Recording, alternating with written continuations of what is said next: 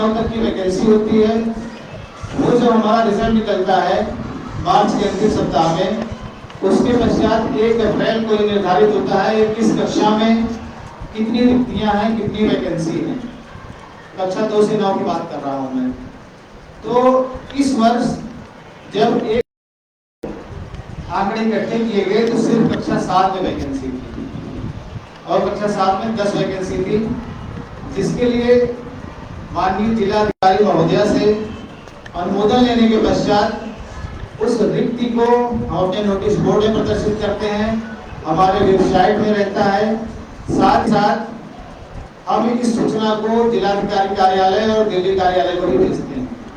इसमें कोई चेंज नहीं कर सकता है, ठीक है। तो आप, मैं ये मान के चल रहा हूँ कि आप एक अभिभावक के तौर से तो आए ही हैं, एक संदेशवाहक के रूप में भी आप यहाँ पर उपस्थित हैं। आप इसको समझे, जो आपके दिमाग में प्रश्न है, जो समय मिलेगा वो पूछ भी सकते हैं। तो इस तरह से 1 अप्रैल को वैकेंसी निर्धारित होती है। फिर उसके बाद हम ये निर्धारित करते हैं, ये शेड्यूल भी नई दिल्ली से आता है, केंद्रीय विद्यालय संगठन की जो वेबसाइट उसमें पड़ा रहता है कि कितने दिन से कितने तारीख तक आपको जो एप्लीकेशन फॉर्म है, रजिस्ट्रेशन फॉर्म है, वो कलेक्ट करना है। तो इसमें आपको 3 तारीख से लेकर के 12 तारीख तक के लिए ऑप्शन दिए गए थे और उसकी भी सूचना वेबसाइट पर साथ ही साथ नोटिस बोर्ड में प्रदान की गई सभी लोगों को। जितने लोगों ने फॉर्म भरा इस दौरान, उन सभी को फॉर्म को शार्टिंग की गई। शार्टिंग मतलब आप समझते हैं कि ऐसा नहीं है जितने लोगों ने फॉर्म भर दिया है सभी के लॉटरी के लिए शामिल किया जाएगा। उसमें बहुत से लोग ऐसे हैं जिनकी उम्र ज्यादा है, जिनकी उम्र कम है। कुल 124 फॉर्म हमारे पास आए थे। कक्षा 7 में एडमिशन के लिए 124 लोगों ने रजिस्ट्रेशन किया था, जिसमें मैं आपको बता दूं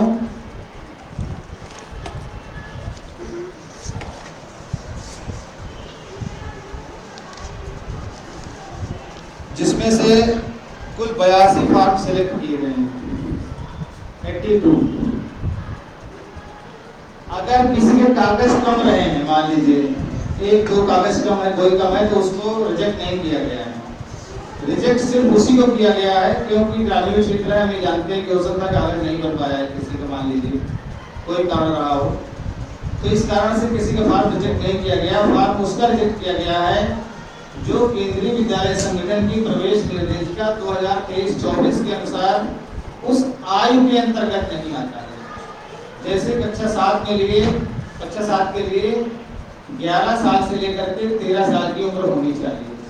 जो इसमें नहीं आया है, 1 भी दिन 2 दिन भी है, चाहे कम हो ज्यादा हो, वो सभी फॉर्म रिजेक्ट कर दिए गए हैं, कैंसिल कर दिए गए। और जो उम्र की गणना है, जो आयु की गणना है, वो जो है 31 मार्च को की जाती है। यानी 31 मार्च 2023 जैसे है तो वहीं पे गिना जाएगा उसको। ऐसा नहीं है कि इसमें फॉर्म भरे जा रहे हैं अप्रैल से तो हम अप्रैल से गिनेंगे, ठीक है। तो 31 मार्च 2023 तक जो 11 से 13 वर्ष की उम्र के अंतर्गत आते हैं उन्हीं के फॉर्म शामिल किए गए हैं। अब इसके बाद ये भी जानकारी दे दें कि सिलेक्शन का प्रोसेस में एक कमेटी गठित होती है। 2 सदस्य अभी यहाँ पर उपस्थित हैं, 3 सदस्य हैं। मैं उनका परिचय आप लोगों को करा देता हूँ। सबसे पहले तो ये सरिता रावत जी हैं, खड़ी रहिए मैडम, उधर थोड़ा देख लीजिएगा। मैं चाहूंगा कि आप तालियों से स्वागत करें इनका। जिस दिन हमने इनको फोन किया था, इनको भी नहीं पता था, बैठ जाइए मैम प्लीज, कि हाँ इनको सदस्यता में शामिल किया जा रहा है। जो ऑनलाइन फॉर्म भरे जाते हैं, कक्षा 1 के ऑनलाइन फॉर्म जो भरे जाते हैं, उसमें ये देखा जाता है कि आरटीई के अंतर्गत और एससी कैटेगरी में एक सदस्य होना चाहिए। तो रैंडमली फोन किया जाता है, कोई ये नहीं किसी को हम जानते हैं कि नहीं जानते हैं, हम फोन करते हैं उनको और उनको बताते हैं कि इस तरह से हमारा लॉटरी का प्रोसेस होगा, आपको उपस्थित रहना होगा। यदि आप सहमत हैं तो हम आपका नाम आगे भेजें। तो हमने एक लोगों से बात की, वो सहमत नहीं हुए, कोई व्यस्तता रही होगी, लेकिन मैडम ने कहा ठीक है, हमारे हस्बैंड से बात कर लीजिए। हमने उनके हस्बैंड से बात किया जो श्रीनगर में रहते हैं, हमने कहा यदि आप अपनी धर्मपत्नी को भाई अलाउ करें तो परिसर में बुलाया जाए और इसमें शामिल किया जाए, ये सौभाग्य की बात होगी। तो हालांकि उन्होंने सहमति प्रदान की और उसके बाद इनके सदस्य के रूप में नाम शामिल किया गया। दूसरा, एक ओबीसी कैंडिडेट होते हैं, उसको शामिल करने के लिए उसमें भी रैंडम सिलेक्शन किया गया है। कम से कम मैंने 3-4 लोगों को फोन किया। जो दूसरे सदस्य हमारे जुड़े हैं वो आशीष जी हैं, खड़े हो जाएं सर। मैं चाहूँगा कि तालियों से आप इनका स्वागत करिए। ये सरकारी नौकरी में है और ओबीसी कैटेगरी में आते हैं, तो उसके अंतर्गत इनका सिलेक्शन हुआ है। और बैठ जाइए सर, थैंक यू।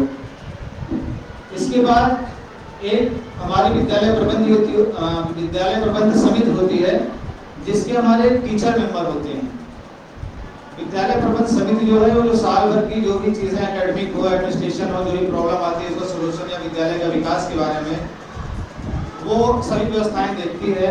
तो उसमें हमारे निर्देश कुमार सर हैं, उसका अध्यक्ष हैं, तीसरे सदस्य ये हैं, और जो ये कमेटी है उसके जो सेक्रेटरी होते हैं एक तरह से वो विद्यालय के प्राचार्य महोदय हैं, जो कि चूंकि एक प्रोग्राम और चल रहा है वहाँ पे बिजी हैं, अभी आएंगे तो आप उनसे मिलेंगे। और सर का भी मैं इसमें परिचय कराना चाहूँगा। सर आदरणीय प्राचार्य महोदय हमारे अजय कुमार सर जी, उनके स्थान पर सर बैठे हुए हैं अभी। तो इसमें से मैंने आपको बताया कि 4 लोगों का नाम, एक सरिता रावत जी हैं, आशीष जी हैं और रमेश सर हैं। इसके बाद और प्रिंसिपल सर, फिर इसके बाद ये जो सदस्य यहाँ से बना करके जो आदरणीय माननीय जिलाधिकारी महोदय हैं इस समय, उनके सामने प्रस्तुत किया जाता है ये कमेटी। वहाँ पे हम ले जाते हैं, उसके बाद वो नॉमिनेट करते हैं एक मेंबर को अपने एडमिनिस्ट्रेशन से। तो उन्होंने नॉमिनेट किया है सिटी मजिस्ट्रेट साहब को। हम लोग उन्हीं का इंतजार कर रहे हैं अभी। जैसे ही वो आएंगे वैसे ही उनको टाइम बता दिया गया था, उनको भी अनुरोध कर लिया गया है, वैसे ही प्रक्रिया शुरू हो जाएगी। तो इस तरह से ये जो 5 लोगों की कमेटी है उसके आधार पर सबकी उपस्थिति में, और इसके अलावा आज मतलब ये हो रहा है लॉटरी, लेकिन लॉटरी की डेट ऐसा नहीं है कि हमने आज सुबह लगाई और चुपचाप लॉटरी कर ली। लॉटरी का जो शेड्यूल है वो वेबसाइट पे पहले से ही पड़ा हुआ है और जो गेट है वहां पर भी लगा हुआ है। जो लोग फॉर्म लेने आ रहे थे वो देख रहे थे, सभी लोग आमंत्रित हैं, किसी को मनाही नहीं है। लेकिन चूंकि कोरोना फिर से बढ़ रहा है इसलिए ये कोशिश की गई है, उसमें भी नोटिंग लगी हुई है कि ज्यादातर लोग ना आए तो ज्यादा अच्छा है, सिर्फ इसलिए सुरक्षा के लिए। बाकी सभी लोग आमंत्रित हैं। अगर लोग यहाँ ज्यादा हो जाते तो हम लोग अपने असेंबली ग्राउंड में कराते हैं। सभी का स्वागत है, ठीक है। जितना मैंने बताया है इसमें से कोई आपको कोई पूछना हो या कोई क्वेरी हो तो आप पूछ सकते हैं।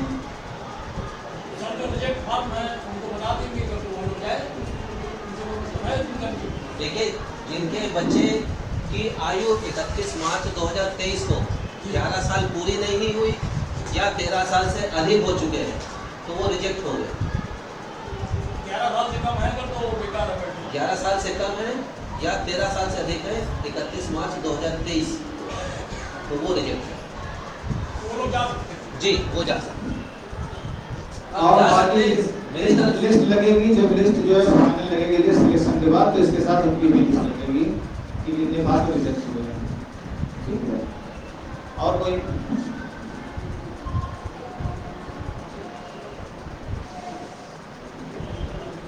बात कुछ पूछनी है?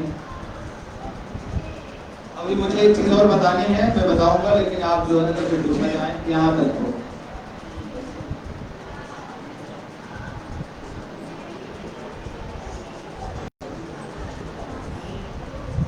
अब आप देखिए जो हमारे सिलेक्शन का प्रोसीजर है, जैसे इसमें 82 लोगों ने फॉर्म भरा है। ध्यान से सुनिएगा आप सभी लोग,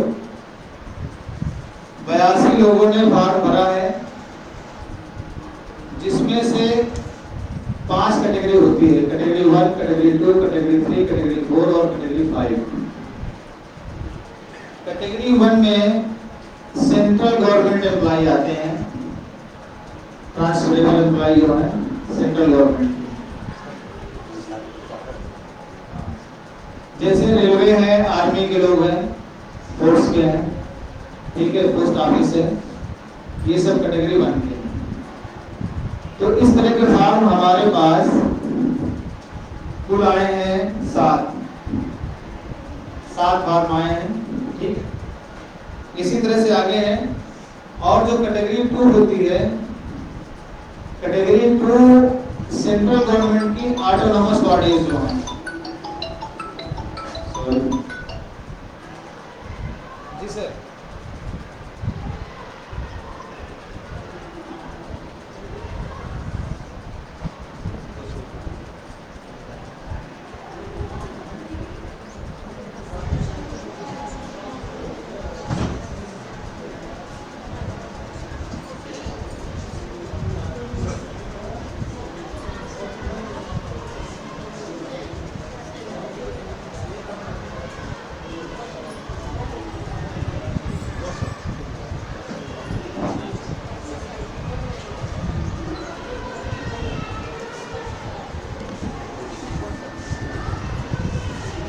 तो मैं आपको बता रहा था कैटेगरी 2 में सेंट्रल गवर्नमेंट के जो ऑटोनॉमस बॉडीज हैं, जैसे LIC है, बैंक है, इस तरह से इसके जो कर्मचारी हैं, उनके जो बच्चे हैं, उनको दूसरी वरीयता दी जाती है।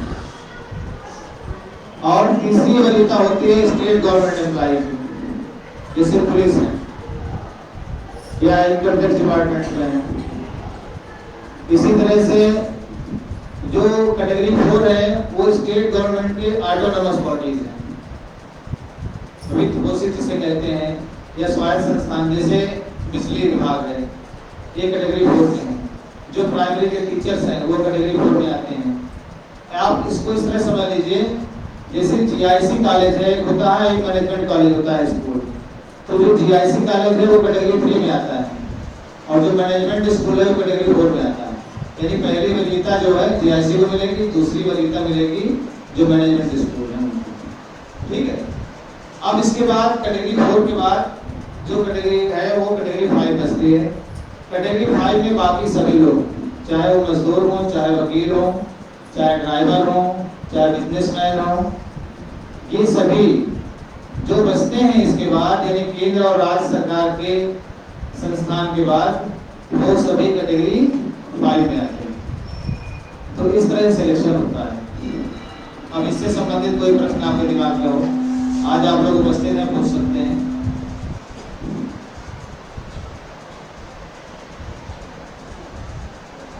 पूछ लीजिए जी। सर 7 तो क्लियर हो गए जी 7 जो पहले वाले हाँ 7 क्लियर हो गए। हाँ, बढ़ जाइए। यही प्रश्न है, क्या और कुछ? देखिए, 7 जिस हिसाब से इन्होंने फॉर्म भरा है, उस हिसाब से पहले जो 7 सीट है वो इनसे भर जाएगी। लेकिन वहां पे ये लगा है कि अगर एडमिशन के समय वो डॉक्यूमेंट सबमिट नहीं कर पाते हैं तो वो सीट फिर कैंसिल हो जाएगी। उनको टाइम दिया जाएगा, 4 दिन 5 दिन जो भी निर्धारित होगा। और इसके साथ ही साथ अगर उन्होंने गलत भरा है, मान लीजिए किसी ने लिख दिया कि रेलवे में हूँ मैं, बाद में उसने कोई कागज लगाया तो गलत लगाया, हमने इंक्वायरी की उनके ऑफिस से, वो गलत निकला, तो फिर वो कैंसिल हो जाएगा। तो अभी इसके आधार पर तो 7 सीट भर जाएगी, लेकिन प्रॉपर जो है डॉक्यूमेंट वेरिफिकेशन के बाद, इंक्वायरी के बाद ही उनको एडमिशन दिया जाता है। शामिल इसलिए कर लिया जाता है क्योंकि बहुत से लोगों के पास परेशानियां होती है, किसी को 1 दिन पहले 1 घंटे पहले जानकारी मिलती है, कागज सबमिट नहीं कर पाता है, तो कंसीडर यहाँ किया जाता है मानवीय आधार पर। क्योंकि बात गार्जियन की नहीं होती है, बात बच्चे की होती है, और बच्चे का भविष्य हमारी वजह से कोई नुकसान उसको ना हो। अगर उसको पूरा मौका मिल रहा है तो भरपूर मौका मिले, ये कोशिश करती है।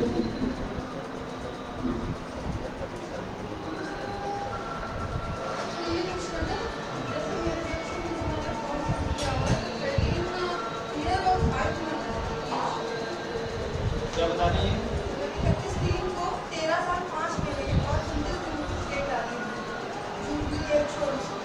क्या डेट ऑफ बर्थ है आपकी बच्चे की? 2 अक्टूबर 2009।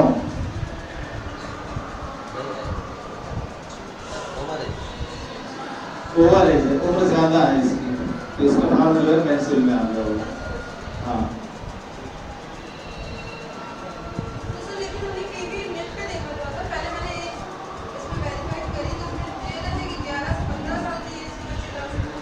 नहीं, 11 से 13 ही हो। यदि बच्चा विकलांग है तो उसको छूट मिलती है। कहाँ पर आप दिखा दीजिएगा, वैसे होगा।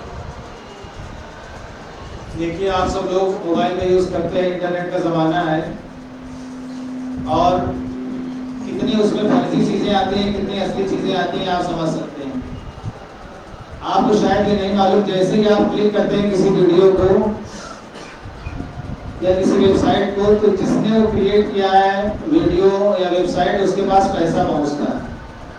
वो उसमें जो है ऐसी चीजें लिख देता है कि आप जानबूझ करके उसको क्लिक जरूर करें।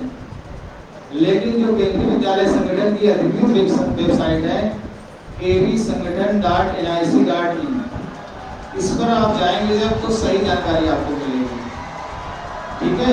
इसके अलावा जो हमारे विद्यालय की वेबसाइट है वो है unnao.kvs.ac.in। अगर आपको सही जानकारी चाहिए तो इन्हीं वेबसाइट पर जाइए और इसको देखिए, समझिए। इसके अलावा गूगल पर पढ़ जाइए। इसके अलावा बहुत सी जानकारियां हर जगह हैं और आती रहती हैं, आप लोग सब अच्छी तरह जानते हैं। उसके लिए जो क्लिक कर रहा है वही रिस्पॉन्सिबिलिटी है, और कोई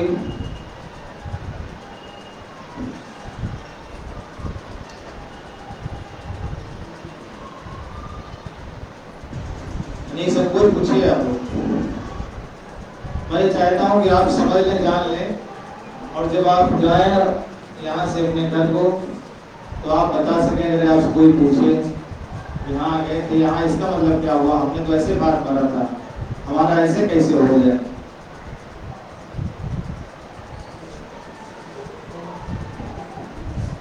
बताइए।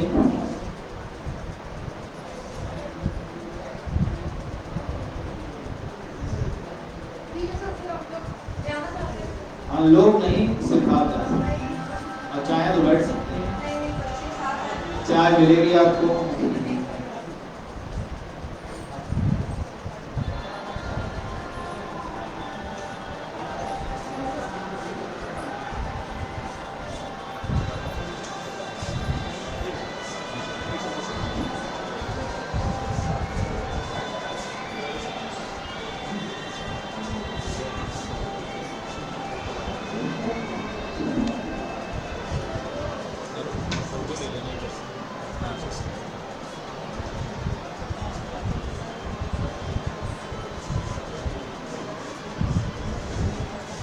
आप लोग की जो है, हमारे जो बच्चे हैं उसी तरह से हैं, बहुत कम प्रश्न करते हैं। बच्चों को भी 30 मिनट हम लोग पढ़ाते हैं, तो कहते हैं बेटा कुछ समझ में आया है, तो गर्दन पर हिला लेते हैं, अगर कुछ पूछो पूछते नहीं। और ना वो बच्चे इतने अच्छे हैं, टीचर को ज़्यादा परेशान नहीं करते हैं कि हम पूछेंगे तो सब परेशान होंगे, इसलिए कुछ पूछते नहीं हैं।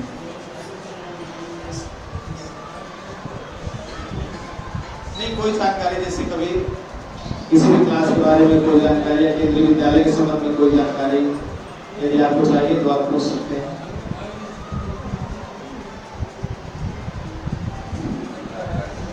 मैं आपको बता दूं, जो कक्षा 1 के जो फॉर्म भरे जाते हैं उसकी लॉटरी हमारी 20 तारीख को है, और उसमें बहुत फॉर्म गलत होते हैं। इतने फॉर्म कैंसिल होते हैं, उसका कारण सिर्फ यही होता है कि लोग कैटेगरी गलत भरते हैं। जो कैफे वाला भर रहा होता है उसको भी जानकारी नहीं होती है, तो सिलेक्शन के बाद में कैंसिल हो जाता है। होता क्या है कि जो फॉर्म आप भरते चलते हैं, लास्ट में आता है यही सर्विस कैटेगरी की जो गार्जियन है, जो माता या पिता में से कोई एक है, वो किस सेवा श्रेणी से बिलोंग करता है, किससे संबंध रखता है। तो देखते हैं 1 या 2 3 कोई भी मनमर्जी भर दिया, क्योंकि देहात के लोगों को पता नहीं होता है। तो अगर एक भर दिया, इसका मतलब उन्होंने ये भरा है कि हम जो है केंद्र सरकार के कर्मचारी हैं, और जब लॉटरी पड़ेगी तब तो राइस तो नाम तो आ जाएगा, क्योंकि उन्होंने केंद्र सरकार भर रखा है। लॉटरी में नाम आ गया, उनका सिलेक्शन में नाम आ गया। अब यहाँ जब उनसे बुलाया जाता है फोन करके तो कहते हैं सर हम तो केंद्र सरकार के कर्मचारी नहीं है, हम तो गांव में रहते हैं, मजदूरी करते हैं। तो फिर उनका फॉर्म कैंसिल करना पड़ता है, क्योंकि उनका जो सिलेक्शन का आधार है उन्होंने केंद्र सरकार डाला है। तो ये चीजें भी जानना चाहिए, समझना चाहिए।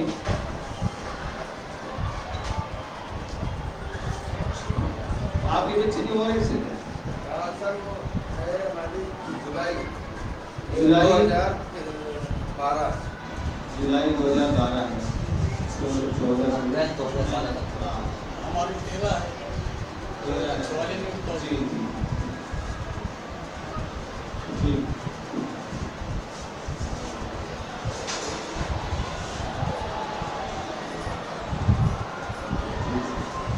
Thank you.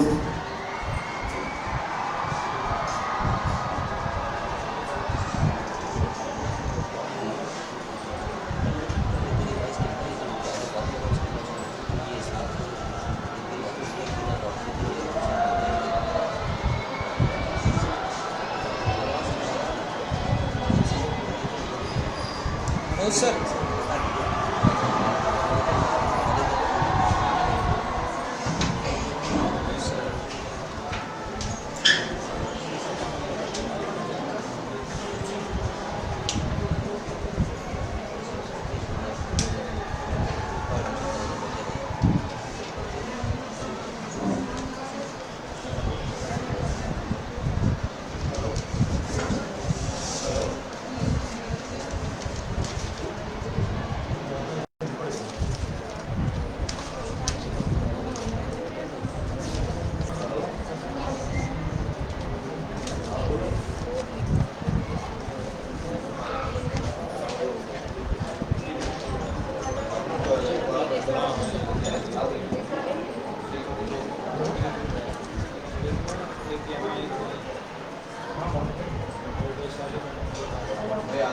सर वो जो साइन कराना ना गार्जियन से वो निकाल दीजिए।